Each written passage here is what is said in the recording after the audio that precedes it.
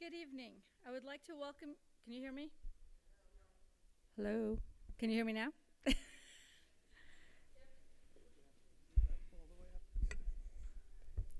Okay.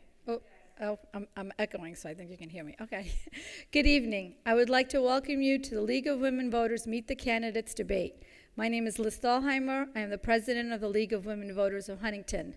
The League of Women Voters is a nonpartisan political organization that encourages informed and active participation in government, works to increase understanding of major public policy issues, and influences public policy through education and advocacy. The League never supports nor opposes any candidate for public office or political party. The League of Women Voters has been convening Meet the Candidate forums for decades.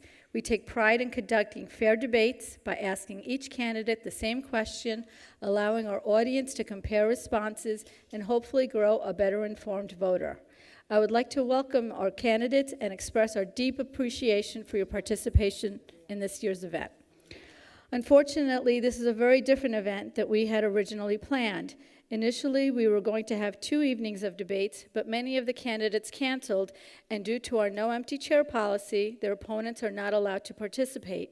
Neither Republican candidate for Congress, Nicholas LaLota, District 1, nor Andrew Garabino, District 2, will be participating. They were each offered 2 possible dates. Garabino declined, and LaLota had agreed, then subsequently canceled. Both Republican candidates for state Senate will also not be participating.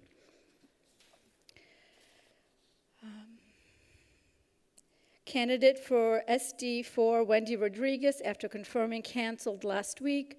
Amir Sultan canceled this afternoon, and then at 6 o'clock was able to attend, but due to our no chair policy and Steve Stern having made other arrangements for this evening, that will not be taking place either.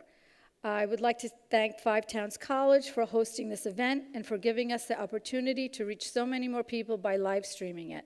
At this time, I would like to introduce Jacob Bila. He is a senior here at Five Towns College and will be saying a few words on behalf of his school.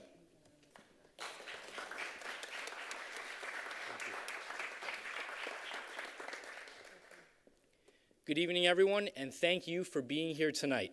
On behalf of the Five Towns community of artists, athletes, and scholars, I would like to welcome the League of Women Voters of Huntington and all of our friends and family in the audience to the Five Towns College Performing Arts Center to meet the candidates.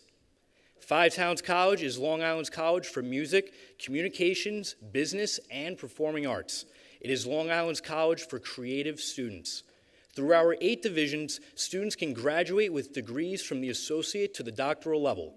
This evening was made possible by one of our divisions, the Mass Communications Department, led by its chair, Holly Hare, and Assistant Dean of Institutional Productions and Technology, Tom Calandrillo.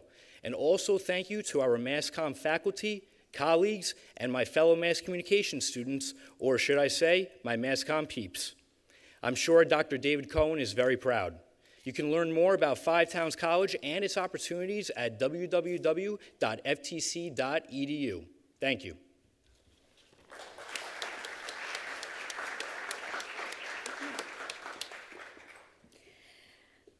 The Pledge of Allegiance will be led by Dr. Eve Kreef. She is a co-chair of New York State American Academy of Pediatrics, Chapter 2 Legislative Advocacy Committee. I would like to take this opportunity to thank the American Academy of Pediatrics for sponsoring this event, along with the Huntington Chamber of Commerce.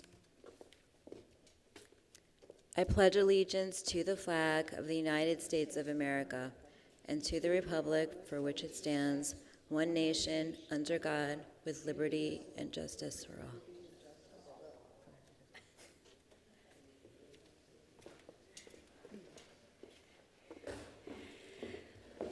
I would like to introduce Lisa Scott, President of the League of Women Voters of Suffolk County. She will be our moderator. Lisa has moderated many debates for us. Her vast experience will no doubt make this an informative evening.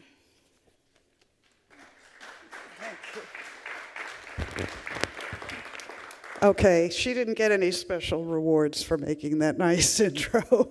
Thank you, Liz, and particularly thank you, Mr. Brown and Mr. Macco, for appearing this evening. We're happy that this is a hybrid event because in our experience, we get multiples more people looking at the live coverage. And after the fact, we encourage you to share it with your campaigns, with your supporters, all the media, because the League so strongly believes in educating our voters, and this is one of the main tools we have. Ahead of time, the candidates had drawn lots, and Mr. Brown drew number 1. He had the option of going first, which he will do. Then Mr. Macco will go, and I will keep flipping back and forth with a grid. Hopefully, I will do this in the right order. The League, in collaboration with its team, have produced a number of questions based on input. We're getting some more questions here now. What we're trying to do is cover a lot of different topics. I will repeat a question. Some of them have a little bit of a longer intro and then get to the question. It will not count in your time. You'll each have 2 minutes to make opening statements. Then you'll be allowed 1 minute to answer each of the questions, and we'll go back and forth. You also show and tell red cards. You all have them. And that a candidate will be able to use a red card 5 times.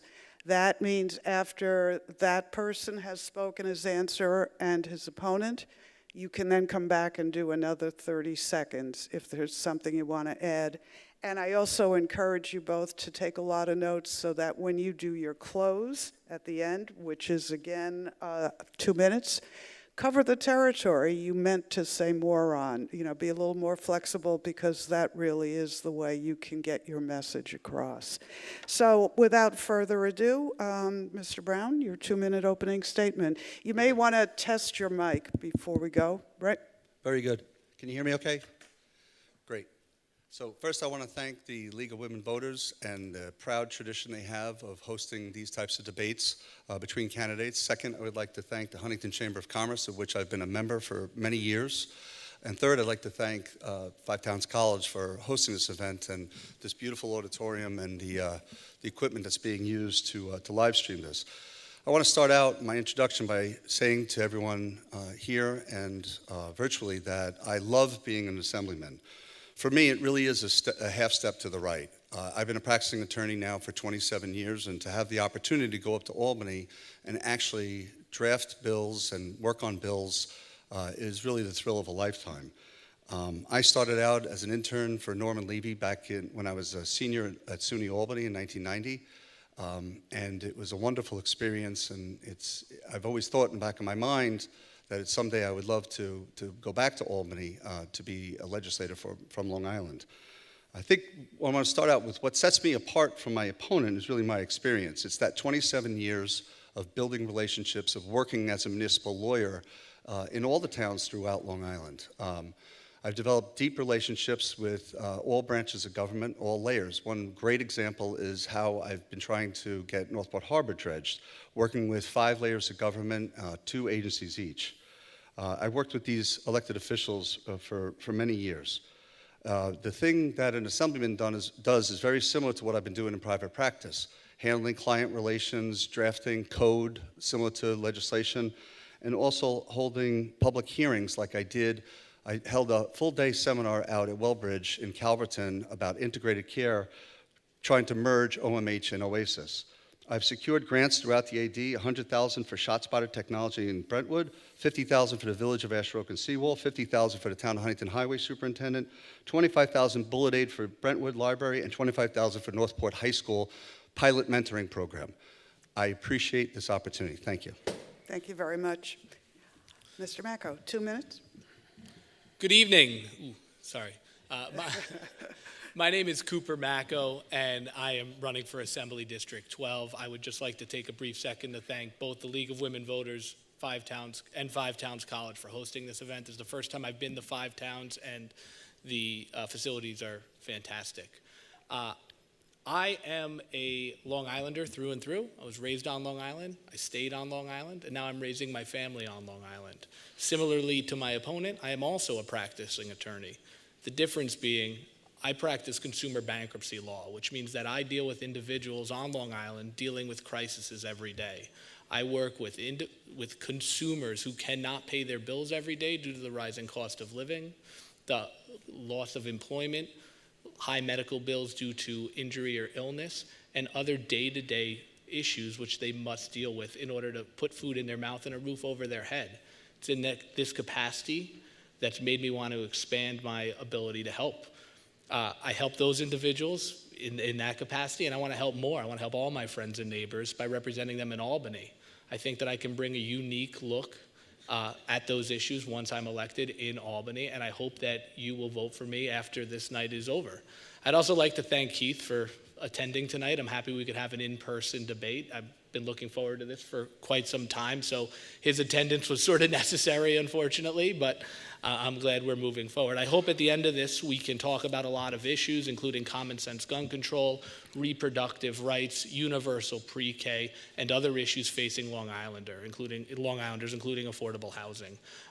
Thank you again, and I look forward to the rest of the evening. Okay, thank you, Mr. Macko. And if the audience would like to applaud, here's your chance. Thank you both.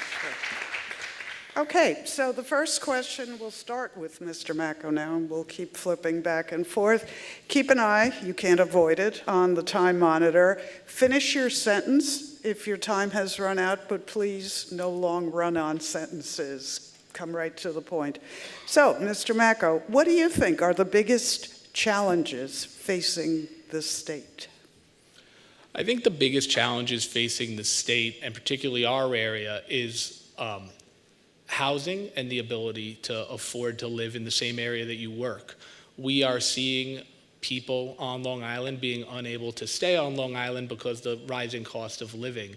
I think that's a major issue. I think Long Island as a suburb of the city is great, but I also think that there are many Long Islanders who live and work on Long Island, and we need to make sure that they can continue to do so.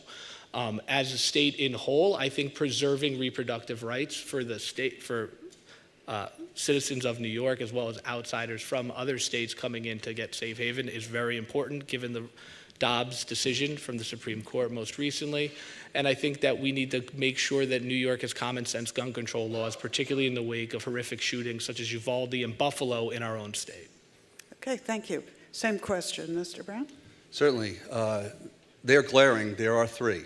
It is public safety, hyperinflation, and the opioid epidemic. It is a crisis of what's going on. New York State is a mess right now, and it's a mess because it's been controlled by one party for far too long. And the real problem that most people don't understand, it's not just a catchphrase. It's the fact that there's a supermajority in both houses, both in the Senate and the Assembly.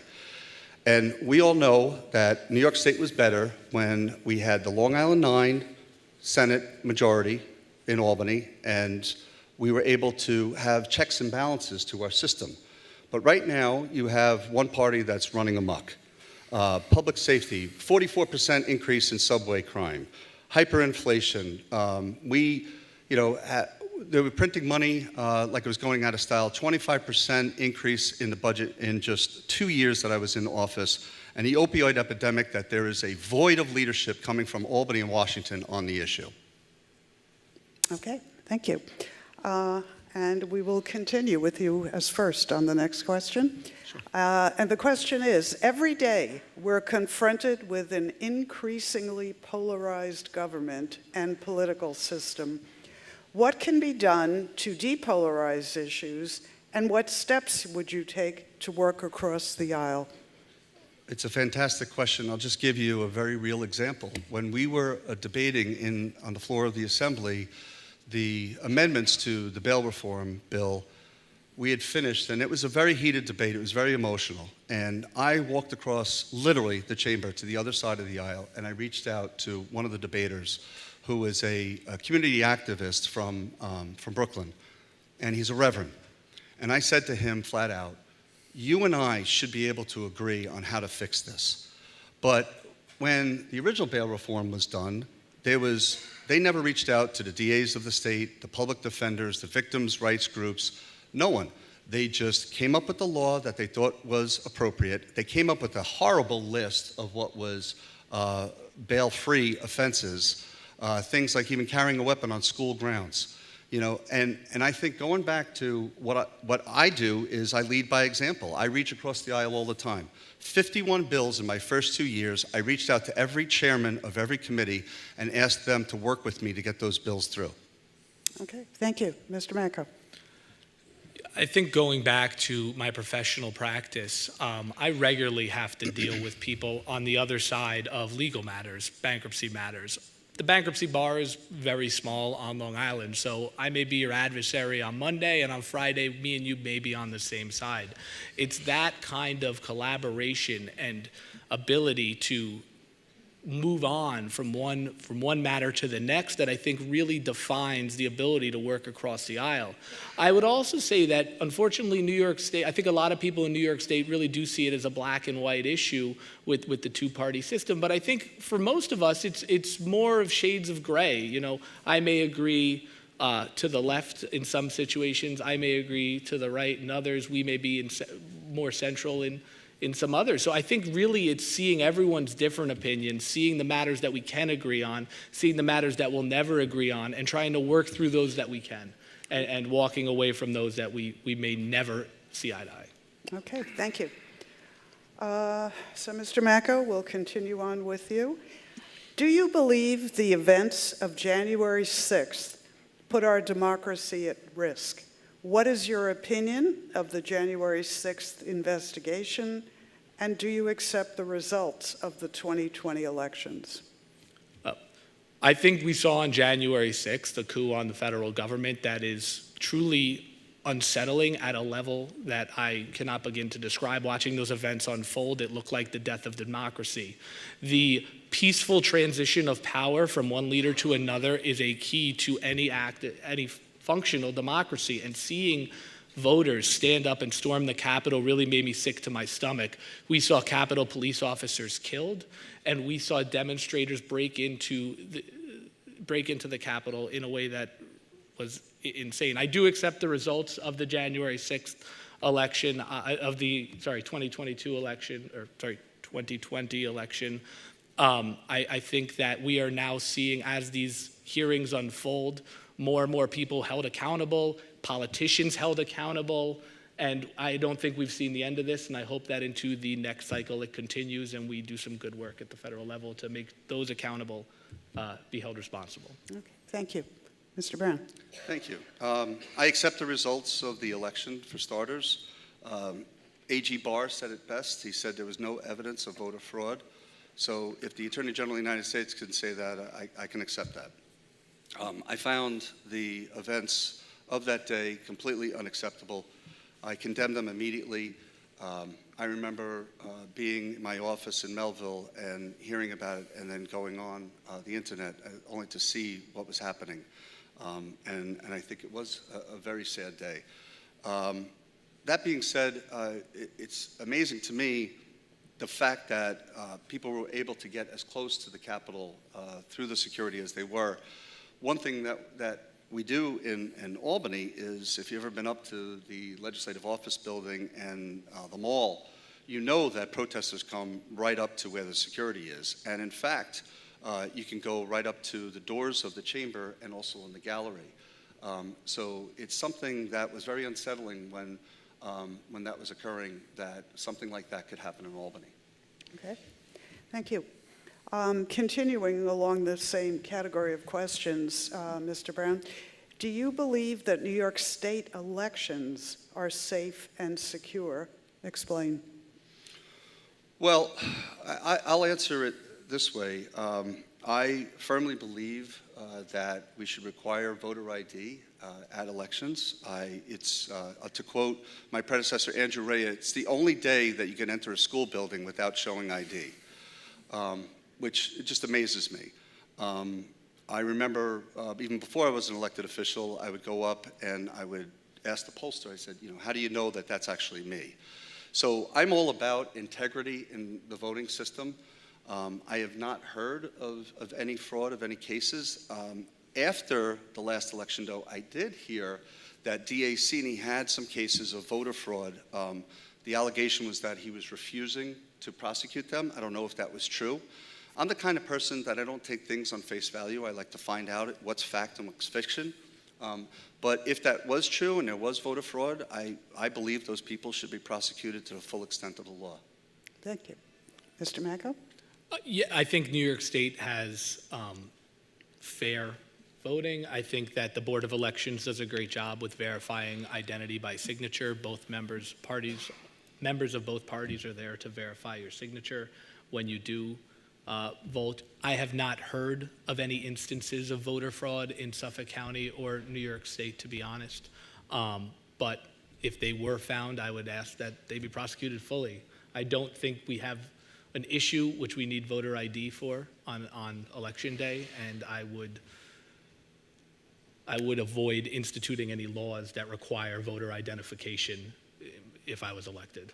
Okay, 30 seconds. I completely disagree, and I do, while I was sitting here thinking about it, one thing that we really need to do with our voter rolls is make sure we compare them to the registry that the town clerks keep to make sure that people who pass away are no longer on the voter rolls. I can't tell you how many times I hear of a phone call made or something where someone reaches out and there's a connection to that household where somebody has passed, but because it's on the voter roll, that person has to relive the fact that the person died all over again. So I believe there should be a correlation, and we should be able to do this. It's not too difficult to make sure the town clerk registry matches the voter roll. Okay, thank you. Mr. Macco, this one starts with you. Regardless of the outcome of your election, will you accept the results? I will absolutely accept the outcome of my election. Like I previously said, I think that voting in New York State and Suffolk County is done correctly, and I have no grounds to ever challenge them, and nor would I. If I lose this election, if I win this election, I will accept those results wholeheartedly. Okay, Mr. Brown? Absolutely, and I say this, I love this job, and I'm able to do this job because of where I am in my station in life. I'm 54 years old. My children are almost out of high school, and it really affords me. I mean, I've been the baseball coach, I've been the soccer coach, I've done the Boy Scouts, I've done all the things that a father should. This was really my chance to give back to my community, and I want to take a moment and just explain my history is that my father was a Supreme Court judge. He was a pillar of the community. He was a very well-respected jurist here in Suffolk County, and he taught me it was about giving back to the community. So that's why I belong to all the organizations I did, because that's what he did. And I've lived my life with the values that he instilled in me. So if I was to not be an assemblyman, I would still keep moving along, going back to being on the boards of the community organizations that I did, because I really enjoy community activism. Okay, thank you. And one more along the same lines, Mr. Brown, for you first. Local and state boards of election have faced challenges, especially since the pandemic and the recent Suffolk County government cyber attack. What changes do you think are necessary to address these challenges? Well, cybersecurity is something that we really need to take a look at and make sure that, like Suffolk County, our computer systems in government are not penetrated. I have a middle son who wants to go to college for computer science, and I tell him all the time he really should look at cybersecurity. In terms of what specific things, I'll tell you one example I brought up in a social services committee. We were talking about fraud of social service dollars being expended, and I brought up the fact that you can't do any financing in this country without dual verification. And everyone in the audience and at home knows what dual verification is, because every time you log on Facebook, you have to do dual verification, right? It comes basically to your email and to your phone to make sure that the person that is deriving that benefit is indeed that person. So I think that's one thing that I would work on immediately to make sure that we have integrity in the system. Okay. Mr. Macco? I'm sorry, could you just repeat the question? Okay. Local and state boards of election have faced challenges, especially since the pandemic and the recent Suffolk County government cyber attack. What changes are necessary to address these challenges? You know, I think the Suffolk County cyber attack is alarming. As an attorney who regularly deals with the Suffolk County Clerk's Office, having those systems inaccessible both online and in person, from what I could tell based on what my title companies have advised me, is scary in a lot of ways. Scary for home buyers, scary for sellers, scary for anyone in Suffolk County worrying about what data of theirs may have been leaked. I think cybersecurity in Suffolk County needs to be upgraded quickly and efficiently. You know, I am not a cybersecurity expert, so I couldn't tell you specifically what steps would need to be taken to kind of buttress those protections in Suffolk County, but I think they need to be done immediately in the wake of this attack. As to the Board of Elections, I think, yeah, the Board of Elections, we have no reason to believe that the Board of Elections was a victim of a cyber attack, but I think we need to be prepared, and that should be the first place that we buttress these cybersecurity measures. Okay, thank you. Mr. Macco, this one for you. And I'm going to ask the question as written, but I think I'll clarify it slightly. Do you think voting access and the voting process can be improved in New York State? Please explain. In order to differentiate that, obviously, from some of the earlier questions, there's been a lot said about absentee ballots and the process. So why don't we use that as an example? Yeah, I think that in New York State, you've seen measures taken to make sure more voters have voting access. Early voting starts on Saturday. I think that's, I know you mentioned absentee ballots, but early voting starts Saturday. I think that measure was fantastic in the last legislative session. I think that having more early voting locations will only ensure that more Suffolk County and Suffolk County people and New Yorkers are voting in an election. I think ultimately we want more voters, not less voters, because the more voters there are, the better tally we're going to get of what their true intent is. The same with absentee ballots. No excuse required absentee ballots help voters, particularly elderly voters who may not be able to make it to a polling station. So I support those measures to the extent they've been proposed, and I think that as we're seeing them now, I'm happy the way New York State is moving with voter access. Okay, thank you. Mr. Brown? Yeah, I'll pick up from where my opponent left off. I think the reforms that have been made recently between early voting and absentee voting are quite successful.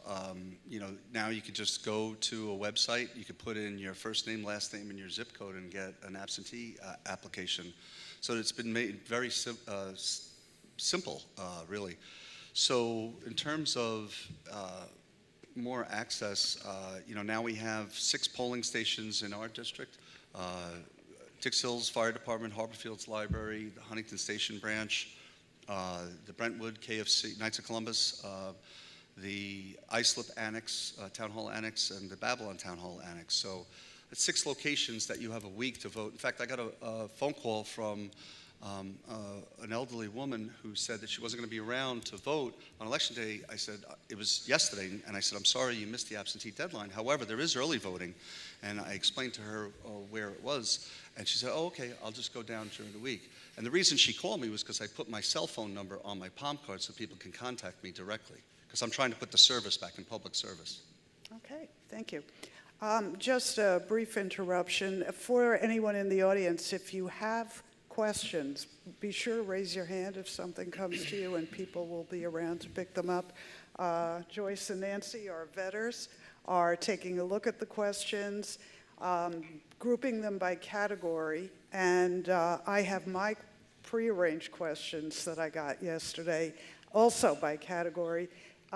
So what we want to do is go across a lot of categories of questions. We don't want to, it's never being bogged down, but the point is to get a broader breadth of questions and topics. So if your question was put in, but I didn't ask it, it's because we've had a few questions in that category and want to cover other categories, or it may be that the question is too specific, sometimes to an individual candidate, which we don't want to do because it has to be something both can answer.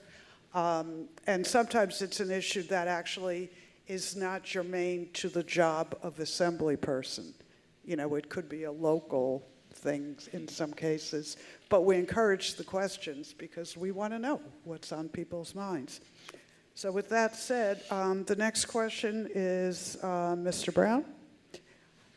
What's your opinion on prohibiting campaign contributions from employee unions, including the PBA and contractors doing business with the state?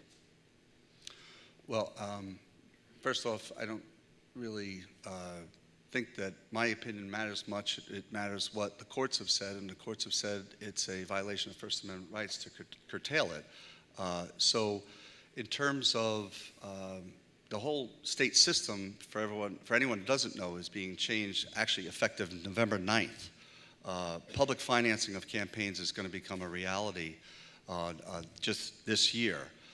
And that means that it actually discourages large contributions and encourages small contributions. So, you know, how are you going to stop union members or people who are just perfect citizens from giving $25 to a campaign?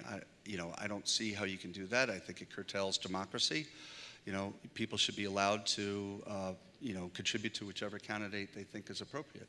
So the fact that we're going to a public financing platform, I think, is going to be beneficial in general. Okay, Mr. Macco? Yeah, I think the next election cycle is really going to be an interesting one as you see the public financing system move forward. It really helps grassroots campaigns who may not have large donors get contributions from many small donors and matches from the state. That's not your question, I know, but I am excited to see what happens in these smaller elections come 2024. You know, the large unions that deal with the state present an interesting issue because they do make campaign contributions, and often they are the largest campaign contributions for candidates. I think in a lot of cases they can sway the tide in some elections. I think you see that particularly here in Suffolk County, where some entities such as the Suffolk County PBA brings a lot of power with their campaign contributions and endorsements. Unfortunately, even if we ended contributions, I think the endorsement process itself still brings a lot to a candidate's campaign at this point. Okay, thank you both. The next one starts with Mr. Macco again. And this time the topic is the Environmental Bond Act or bond proposition. It's a little long, so I'll read it slowly. New York State voters will vote in November on, quote, the Clean Water, Clean Air, Green Jobs bond measure on the ballot. And please remember to flip the ballot. Do you support it? Why or why not? If you don't support it, to what extent are you prepared to support funding for legislation on the state level that will facilitate and expedite the expansion of sustainable energy, protect our water and air, reduce carbon emissions, and promote job growth? So do you support it, address the issue, and if the methodology is not something you support, what would you suggest? So I do support Prop 1. I urge everyone to flip over their ballot and vote yes. The $4.2 billion it's going to provide for resources, environmental resources in New York State are going to be fantastic, particularly down here on Long Island where we have vast coastline and water quality issues due to leaching from septic systems, cesspools, and runoff. The job creation as well is going to help employ Long Islanders, employ New Yorkers, which is great. I think that all of the aspects of the Environmental Bond Act are truly fantastic, and I'm excited to see something on the ballot like this when I'm sharing the ballot with it. So please vote for me, but if not, definitely vote for the Bond Act. I'm not going to answer the second part of the question because it's not applicable. But. Okay, thank you. Mr. Brown. Sure. No, I'm ecstatic that it's on the ballot this year.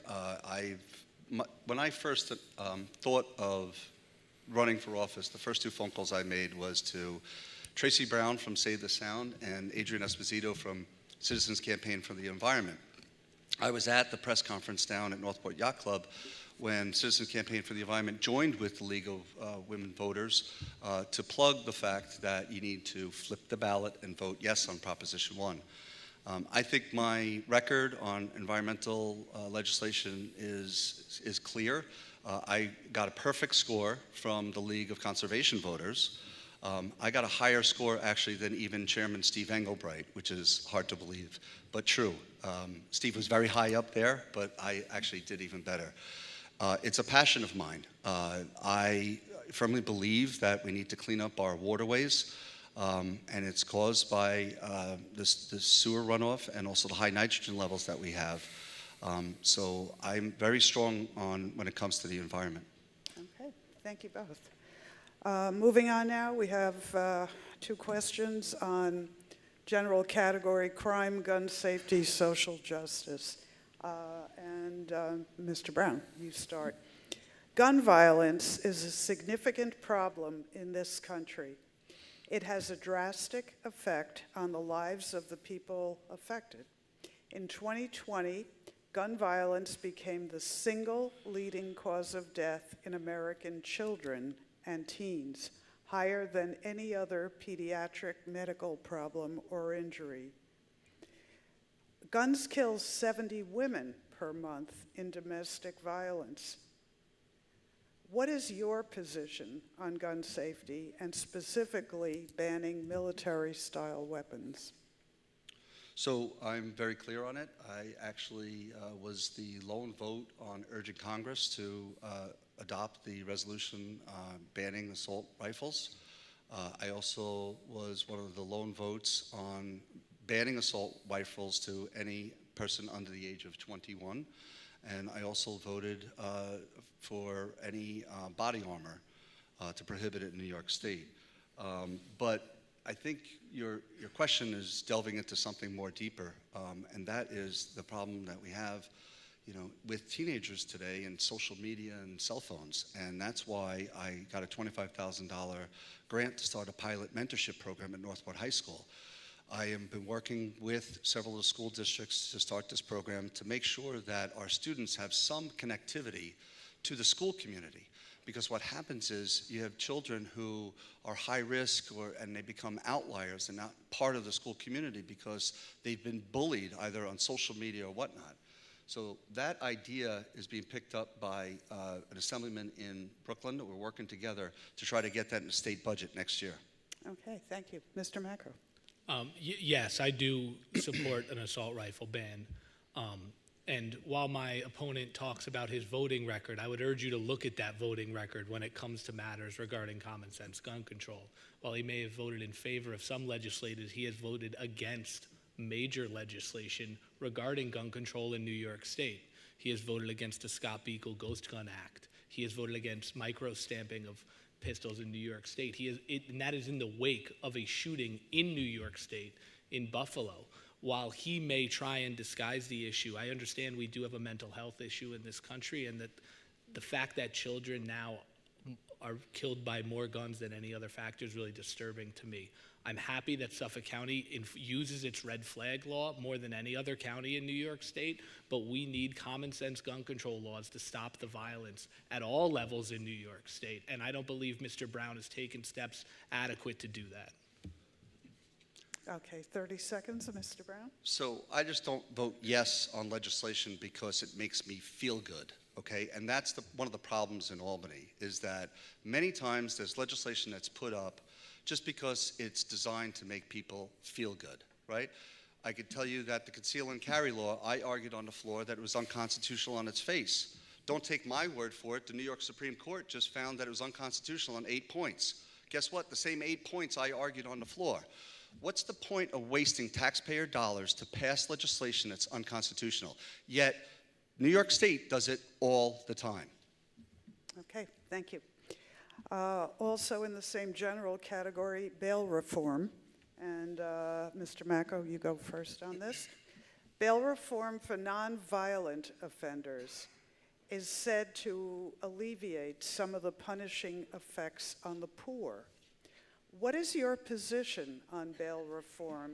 If you're against bail reform, what recommendations would you suggest for answering this disproportionate impact on the poor? You know, the goal of the bail reform law was to protect poor, nonviolent offenders. Unfortunately, I think as it first passed, it was a step too far. As it was amended most recently, I think it's gotten a lot closer to a type of cashless bail that I would support. It does not punish nonviolent offenders. Now, I understand that maybe we need courts and judges to have a little more judicial discretion when making those decisions, but the goal here is to make sure that people don't sit in jail for months and years awaiting trial. Let's not forget the purpose of bail, which is to make sure people return to court. They are still innocent until proven guilty, and to hold them in court, hold them in jail awaiting trial because they do not have sufficient funds to post a cash bail is cruel punishment for an innocent person. And I think, sorry, I strike that. Okay, Mr. Brown? I think we've seen the harmful effects of cashless bail in the state of New York. I mean, what's happening is just insane. I mean, we see it on Facebook every night. Just the other day, I saw a video of a young man who has been a recidivist, who actually just waited for a man to walk beside the column, and he decked him right onto the train tracks. It's scary what's happening now. And until we get a handle on it, it needs to be reformed the right way. You know, we don't just throw the baby out with the bathwater when it comes to public policy. You know, we need to do meaningful reform, right? And it should be comprehensive. So I would suggest that, you know, I would elicit the help of the DAs, the public defenders, the judges, the victim rights groups. And that's one of the things that I've done, by the way, with my position as ranker of alcoholism and substance abuse when it comes to the opioid epidemic. And I want to leave you with this. The fact is that bail reform has been a disaster for getting people into treatment in drug court because they no longer have the option for treatment in lieu of incarceration. Okay, thank you. 30 seconds, Mr. Macco. Just to my opponent's point, my opponent was a legislator when they sought to reform bail. He should have taken these steps if he sought to further reform it, but rather he voted against the bail reform, the amendments to the bail reform with the most recent budget because he didn't agree with them. Recidivism of people let out on cashless bail has not increased. It has stayed the same. A lot of the examples that the other party is bringing up, including the one my opponent brought up, is actually someone who was released on $10,000 cash bail, not a cashless bail. Okay, thank you. We have several questions on health care. So, Mr. Brown, this one's going to start with you. Sure. New York State currently supports women's access to abortion, but that may not always be the case. Would you support the current level of access to reproductive health care in New York State? Well, I don't agree with the basic premise that that might not always be the case. I mean, I will tell you, I'm pro-life with restrictions. I believe that it should be that it's okay in the case of rape, incest, and for the life of the mother. When it comes to you know, the Dobbs decision didn't change New York law at all. Right now, because of the Reproductive Act of 2019, a woman can have a late-term partial birth abortion right up until pregnancy.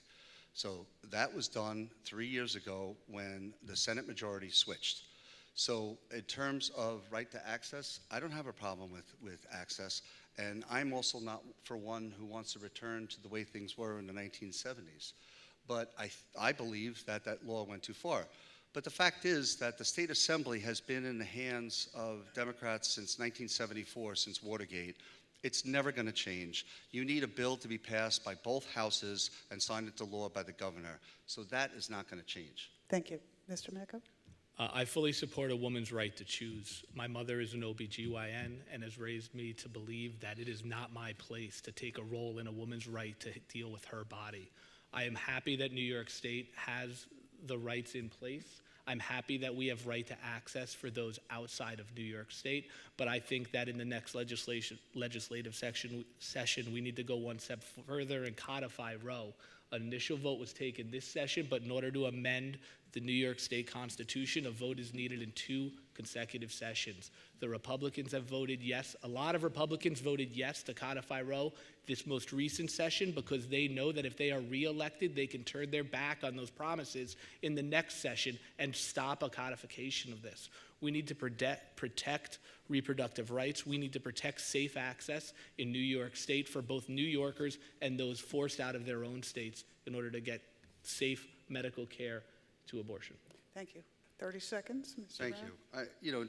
In terms of codifying Roe, my opponent's saying New York law codified Roe. In fact, it went even further than Roe and Planned Parenthood in 2019. It's just a ridiculous statement. And I do believe, like everything else, I'm about respect, I'm about balance, right?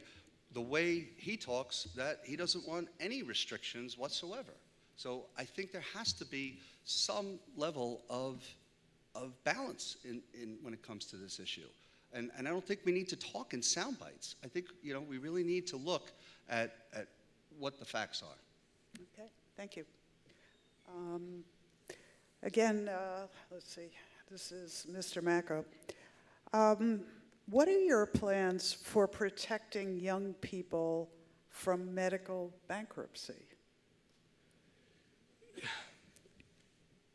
Unfortunately, the medical system across the country is broken. I see more people, uninsured people, and people who think they have adequate coverage forced into bankruptcy as a result of unexpected illness or injury. Everyone comes to me and says, oh, you deal with people who overspend and can't stop shopping. That's not the truth of it. Unexpected illness and injury leads more people to bankruptcy than you realize. I think at the state level, we need to make sure that those young people who may qualify for health care under their parents, under Medicare, under New York State, other provisions are adequately insured. I think more people don't have health insurance because they don't realize they may be eligible for an existing program. I think at the federal level, federal legislators need to provide universal health care. I think it makes more sense at a federal level than a state level. Unfortunately, at the state level, I think it may end up bankrupting our state if we had to implement it. Okay, Mr. Brown. I think you just have to look at Medicaid costs in this state to show that it's completely out of control. I mean, it's an inefficient system. I go back to my point about dual verification, to make sure that, there's a ton of fraud. When I worked in the AG's office at 120 Broadway, we had a whole floor dedicated to Medicaid fraud. You want to fix the system? Start by asking people to verify that they are the person, in fact, who's getting the care. And then you can eliminate all those jobs at 120 Broadway on the 26th floor. And in terms of, specifically medical bankruptcy, I think we have to take a real close look. One-payer systems isn't going to work. They talk, the cost estimates done by the controller talks about a 30% increase, in insurance for all of us. We can't pay for 8% inflation right now. Right? How are we going to pay for a 30% increase in medical insurance? All I know is that I'm a small business owner, and our insurance rates goes up every year about 20%. Okay, thank you. Next one for you, Mr. Brown. What would you do to address the opioid issue and to prevent a similar future situation? Sure. Well, I'll tell you what I have been doing. The first thing I did was I formed the Long Island Drug Coalition, and it started out by my connections in Northport, then to Huntington, then to Nassau County, then to the boroughs, and then to upstate New York. And right now we have a coalition of about 50 service providers. Those 50 service providers, we got together and we said, we really want to work on this issue called integrated care. Many of you probably don't know anything about integrated care, so let me explain. There's a proposal by Senator Harcum and Assemblywoman Kellis, who's from Ithaca, to merge OMH and OASIS, the Office of Mental Health and the Office of Substance Abuse.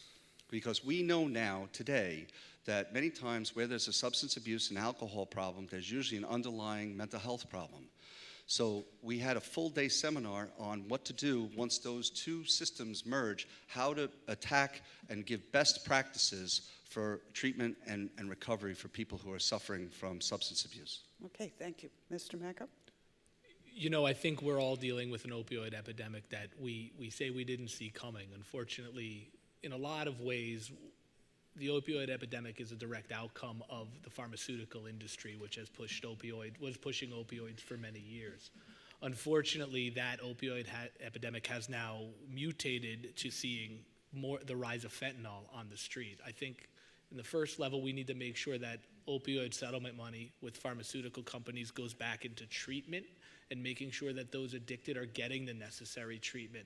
If they are arrested for minor drug offenses, they need treatment. They don't need to spend more time in jail. They are in a situation where they are victims.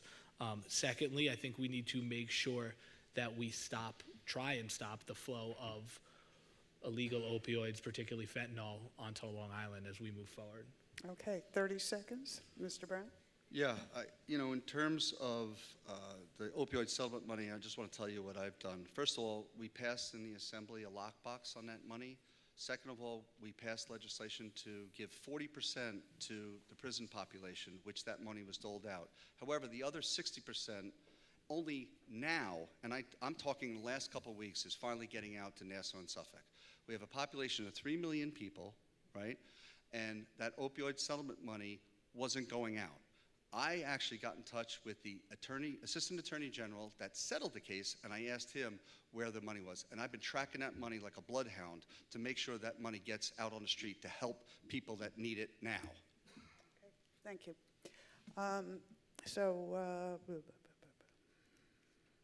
Right.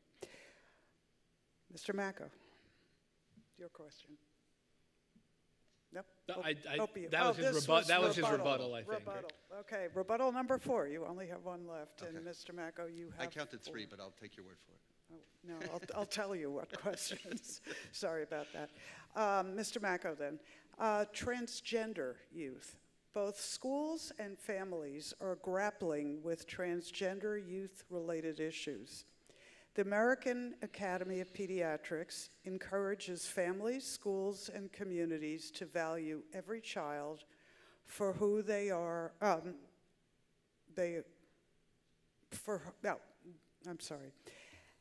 Encourages them to value every child for who they are in the present, even at a young age. The AAP recommends taking a, quote, gender-affirming, non-judgmental approach that helps children feel safe in a society that too often marginalizes those seen as different.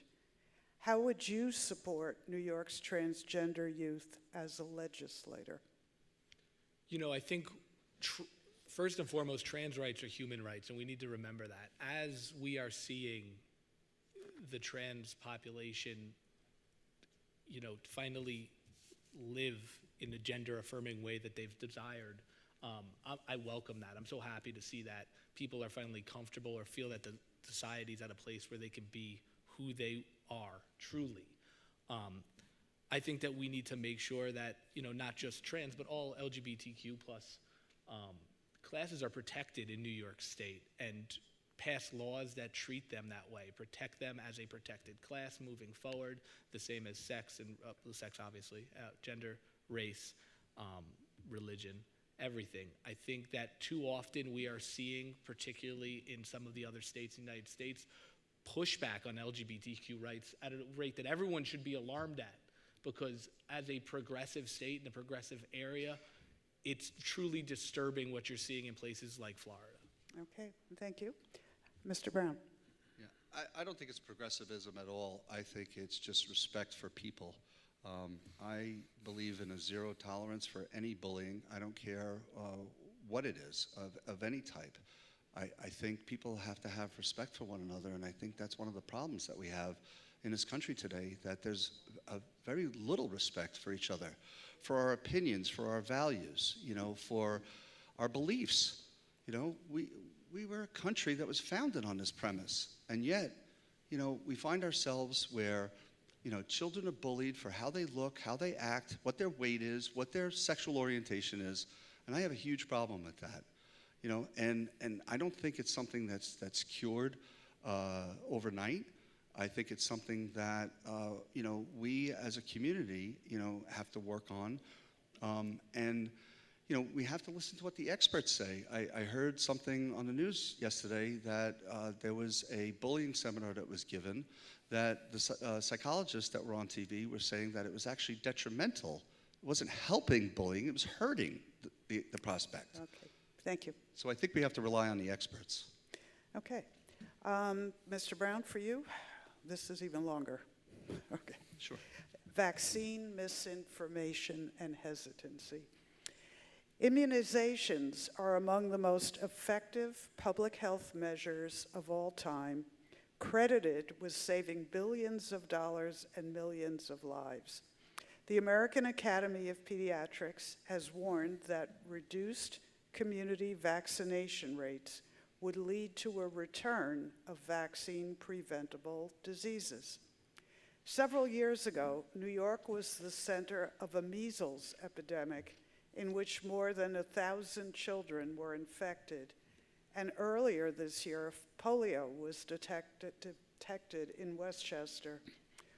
Erroneous claims can twist the facts about vaccines, potentially contributing to lower vaccination rates and fading trust in public health recommendations. For example, last week, when the CDC added the COVID vaccine to its list of recommended childhood vaccines, it was falsely reported that the vaccine would now be mandated.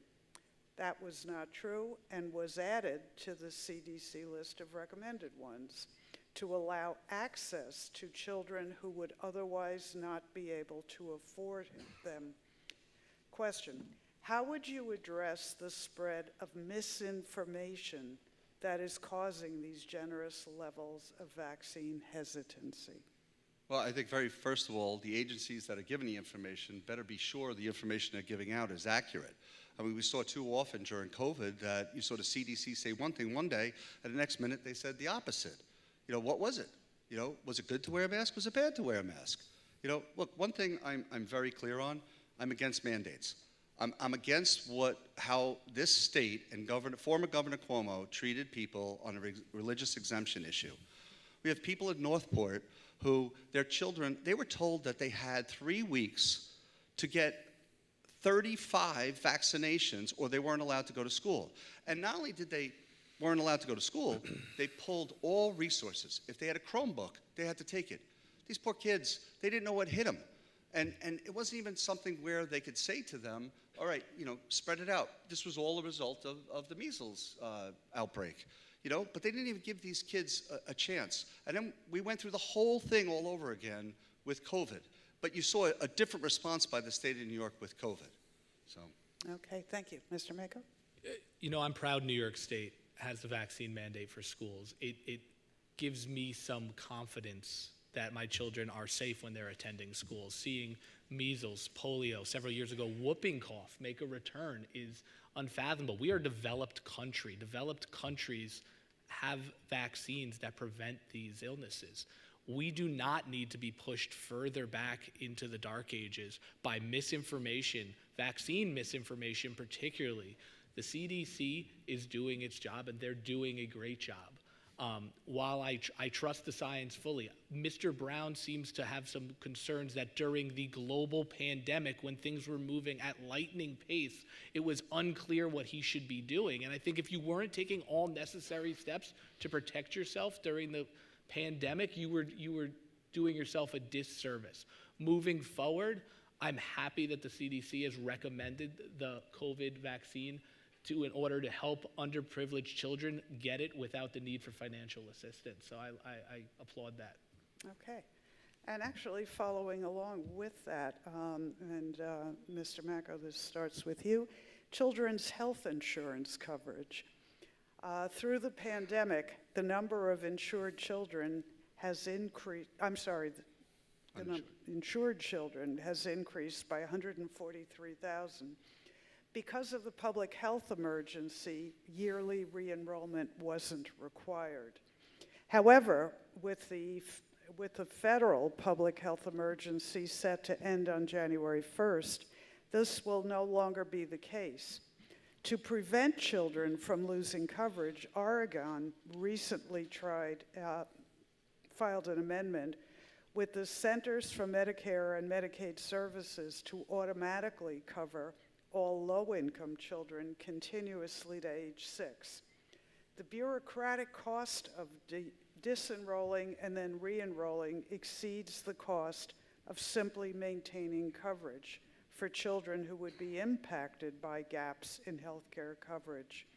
Would you support a bill directing New York State Medicaid to provide this continuous coverage for New York State Medicaid eligible children through age 6? If not, why not? Yes, I would support New York passing a similar law for Medicaid enrollment, continued enrollment. The fact that the cost of disenrollment and re-enrollment comes into play is upsetting because ultimately we're dealing with children who could have health insurance. There's no reason that there should be uninsured children in New York State. We are a developed country. There shouldn't be uninsured children or, quite frankly, people in the United States.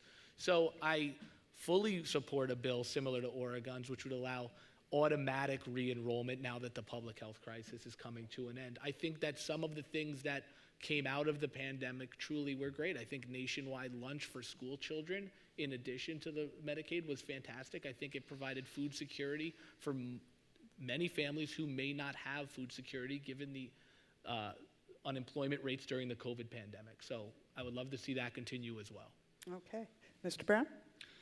Before I just say outright, yes, that sounds like a great idea, because it does sound like a great idea, I think you have to look at the costs. I firmly believe, yes, every child should make sure they have health insurance. There's no question. I think we could all agree on that, right? But what if there's a change and that child now is eligible because his parent has a new job where they're covered? Why is the state of New York paying for that? Listen, folks, we're in trouble, right? New York had, just in my 2 years, right, because I'm a freshman assemblyman, the budget went from $176 billion to $220 billion, a 25% increase in those 2 years. We are second only to California, right? So the picture in California economically is not great, and we're headed in the same direction. So yes, I believe in it. Yes, should it be automatic? No, there should be some person that works for that agency to make sure that the circumstances are the same so that child, yes, should definitely be eligible again. Okay, 30 seconds. These are children who qualify for public health insurance. I think putting any burden on them is sickening because they are children in this fact, and whether they may qualify and maybe they do have double coverage, I'm sure that would happen. I don't think that's enough of a reason to turn your head at this. I will also state that despite Mr. Brown's statements, the budget is balanced in New York, and even though it's high, we had a good fiscal year as well. So that statement is just to scare New Yorkers in a lot of ways. Okay, thank you. Mr. Brown, as long as we're both talking about budgets and things, if elected, what would be your spending priorities? What would be my spending priorities? Open-ended. You know, without any restrictions, my spending priorities would be retraining police. I don't believe in defunding or dismantling police. I think police officers do an amazing job. They're on the front lines every day. They're, nurses, psychiatrists, social workers, all while protecting us. And I've seen it firsthand, these men and women that go out there and put their lives on the line. So, they're struggling. I mean, we had record retirements of police officers, and how are we supposed to keep our subways and our streets safe if we can't recruit, qualified people who want to do that job? Secondly, I would tackle the opioid epidemic. I think it starts with supply. We, in the Northeast, have the #1 most overdoses in the United States, and that's something I wake up every morning thinking about. I need to do more. Okay, thank you.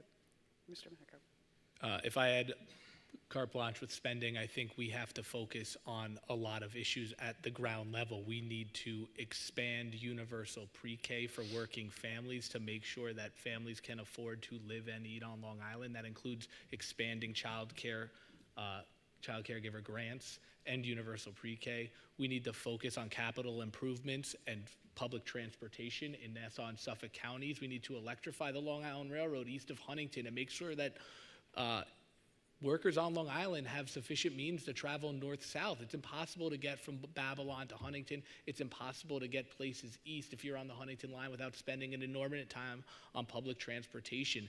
This is important not just for workers now, but retirees who may need in-house nursing. And to get those nurses out to your homes, if you want in-house care, they are going to need sufficient public transportation to do that. It's impossible to turn your back on public transportation in Suffolk County with the way things are going. Okay, thank you. And Mr. Macko, this is for you. With the energy crisis, what do you think needs to be done to help Long Islanders? You know, I'm happy to see that Long Island, particularly with this bond act, Long Island, New York State is moving towards more renewable energy sources. I think the expansion of offshore wind turbines to create wind power is fantastic because it, A, pulls us off some fossil fuels, and B, creates jobs for New Yorkers and Long Islanders in the construction and management of these processes moving forward. I'm happy that we are, moving towards other renewable sources such as solar, which you are seeing expand everywhere. But I think it's moving slowly, and I'm not sure it can move faster, but I think we need to look at all methods for renewable energy in order to preserve, in order to get off of fossil fuels in the near future, in the next 20 years, in my lifetime, certainly in my lifetime, hopefully in my parents' lifetime. Okay, thank you. Mr. Brown? Yeah, as far as the energy crisis is concerned, I mean, I've taken steps myself. I have solar panels on my roof. I drive an electric car. But I think the CLCPA has set forth really laudable goals. But the problem is with the CLCPA, and I mention this at every hearing I go to, is that there's no one that has the ideas of the stepping stones of how we're going to get to a fossil fuel-free economy. Take, for instance, the Northport Power Plant, which I walk down my steps, the power plant's right to my right. We just went through a heated litigation and settlement over the power plant. Well, guess what? We only have 10 years left on that settlement agreement before that phases out. The question is, what do we do with the dinosaur plant? We have a major substation. We have infrastructure that we've paid for as taxpayers, right? We need to figure out how we're going to get there, and nobody seems to have the answers. I also want to bring up the fact the EV charging stations. That program has been a disaster. I've been outspoken with NYPA. They need to do a better job of installing more electric vehicle charging stations throughout the state. Okay, thank you. One more on the economy, Mr. Brown. Inflation is causing significant difficulties for families throughout the country. The cost of food, housing, gas, and heating oil has risen substantially. Are there any steps or programs that New York State can take to help alleviate the pain? Explain your thoughts. Yeah, well, the very first thing that we did was we asked for a moratorium on the gas tax, and we went out and we had a press conference out on the LIE, and we got that passed. I mean, that was necessary. Gas prices were going through the roof, and people were having a hard time getting to school and to work. I also think there should be a relaxation of groceries and heating oil. I mean, we're going to have a very difficult winter coming up because of the cost of these things. 8% inflation, that's a tax. That's another tax on all of us. And there are people, and I've been walking all over the district. I've been down in North Bayshore, Baywood, North Babylon, and there's a lot of hurting people out there. We have food insecurity here in Huntington and in Babylon and in Islip. These things are happening around us, and we need to deal with this. People, I just raised the most grocery goods for a competition we had in the assembly. I'm so grateful to the people of Huntington who helped me collect a tremendous amount, 4,000 pounds of food for people with food insecurity. Thank you. Okay, Mr. Macko? I think it's important that we remember that inflation right now is not a Suffolk County issue. It's not a New York State issue. It's not even a U.S. issue. It is a global issue. We have had several years which defied logic with the pandemic, quite frankly. The inflation was right now is a direct result of the past 2 years.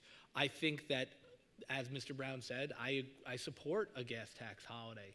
You know, it's easy to say that the housing on Long Island is a result of the inflation. That's not necessarily true. I think the housing costs on Long Island are a result of the market. I think now that you're seeing the interest rates increase, we're going to see the housing prices come down, but there is still not sufficient affordable housing on Long Island, and that presents a major issue. People are hurting on Long Island. I will agree with that. That's due in large part to inflation. We need to take immediate steps, which I applaud the federal government in taking the Inflation Reduction Act to try and help ease some of that burden on New Yorkers and Americans. Okay, thank you. And we have one more closing question, and then we'll go to the closing statements. Okay? This is an interesting question, Mr. Macco. You get it first. If elected, you will need to make decisions on issues that may challenge your personal and/or political beliefs. How will you reconcile your personal beliefs with those of your constituents?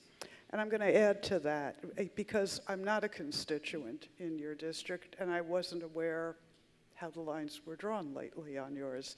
So given that it includes parts of Islip, of Babylon, and of Huntington, you have a diverse set of communities. Each one of those towns has diverse sets of communities.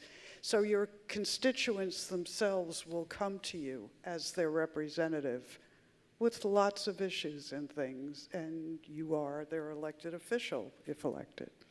So how do you reconcile what you think is important and the right thing to do and the needs and desires of those who come to you?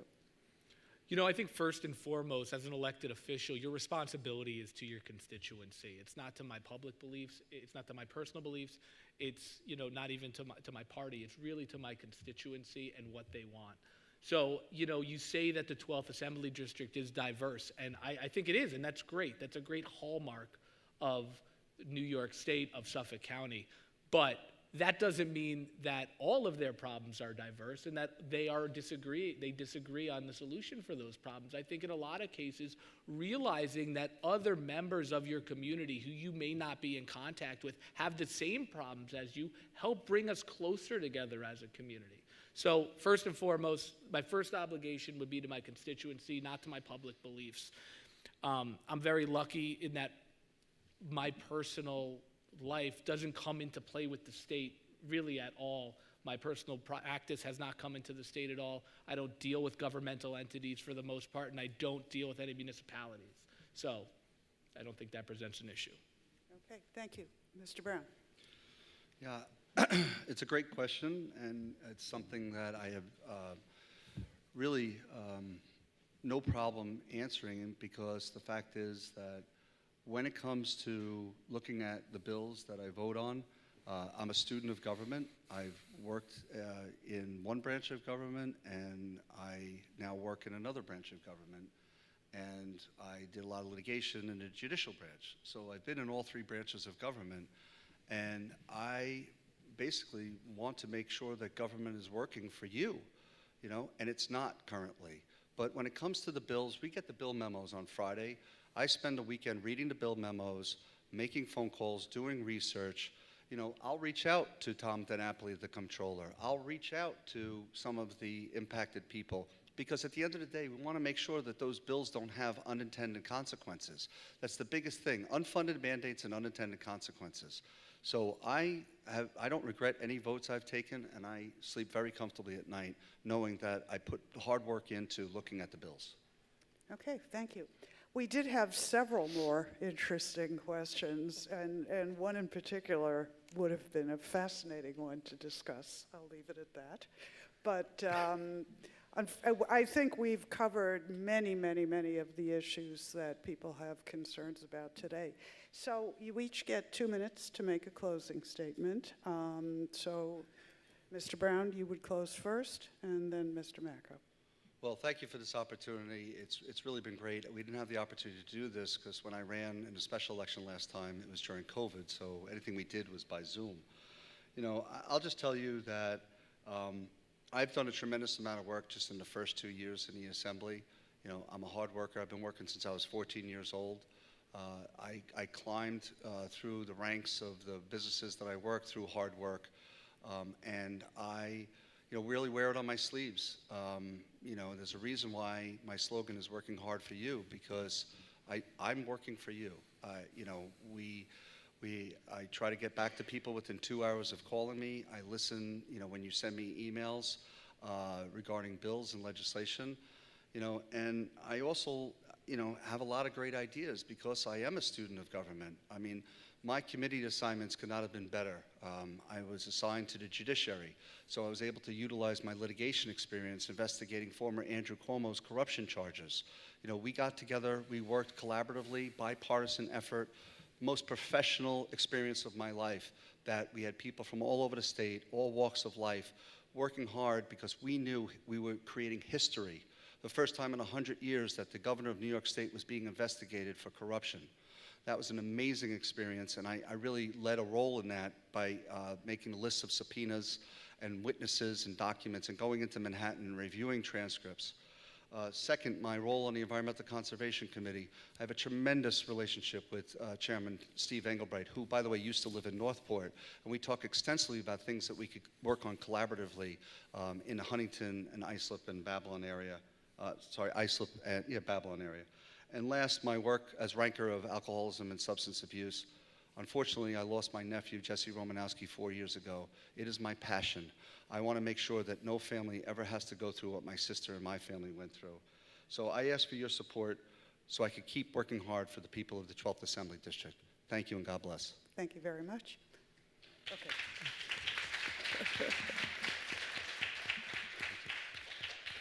And Mr. Macco, you're close. I just want to take a brief second again to thank the League of Women Voters for hosting me. This is the first time I've ran for any public office, and it's been great. I've been so happy to meet potential constituents, so happy to talk about the issues that they face on Long Island, and hope to bring those issues to the forefront when I'm elected to Albany. There are a lot of issues facing Long Islanders. I'm not a student of government. I'm a student of people. I meet people, I learn from people. I hope that I can take a little bit of those lessons with me to Albany if and when I'm elected. Mr. Brown has spent 2 years in Albany, and despite what he'll tell you, has done very little. He has voted against the budget, which has brought necessary funding to schools in our area, including Northport. That his pushback on the budget, he touts through and through again. He touted it tonight, but that really was in spite of his efforts to stop it, and really thanks to other assemblymen in our area, such as Steve Stern, and senators like Jim Gorin. You need effective representation in Albany this year. You need to elect someone who will represent your best interests and have another voice. You may not agree with everything of either party, but you want someone who can go up there and represent that adequately and loudly, because your voice is important, and as an elected official, I am your megaphone in Albany, and I hope that when elected, I will return your calls just as quick as Mr. Brown alleges he does, and I will have your back, so you don't have to call me with complaints. You say, I'm so happy I voted for Cooper because he's doing a wonderful job, and I trust him wholeheartedly, and if he's taking this position, there must be a reason. So I look forward to meeting you all if I didn't meet you before, and please vote for me either on November 8th or starting this week on October 29th when early voting starts. So please go out and vote. Tell your friends to vote. It's very important. Everyone gets out and vote this election cycle.